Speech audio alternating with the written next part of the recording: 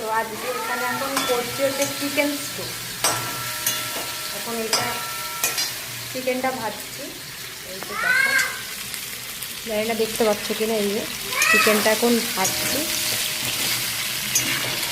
আর বড় কড়াটাই নাড়িয়ে নিয়েছি, কারণ একটু বেশি করে এইটা করলে আমি একটু বেশি করেই করে রাখি। আর এই যেখানে সমস্ত কিছু সবজি যা গরম, আমার মনে হলো চিকেন স্টু খাওয়াটাই বেটার হবে। তো চলো রেডি করি। আর কার এই রেসিপিটা ভালো লাগে কমেন্টে জানিও। আমার তো মানে সেই লাগে, সেই দারুণ দারুণ। আর আমার শাশুড়িমাও ভালো খায়, সুমনও ভালো খায়, সবাই মোটামুটি ভালো খায়। আর আমার মা তো খায় না বাচ্চা, আর আমার মা এখনো রয়েছে। তো মায়ের জন্য ডিম সিদ্ধ দিয়ে, মা একটু সিদ্ধটা বেশি পছন্দ করে। আর ওই ঘরে দেখছে যে চিল লাগছে সেরকম,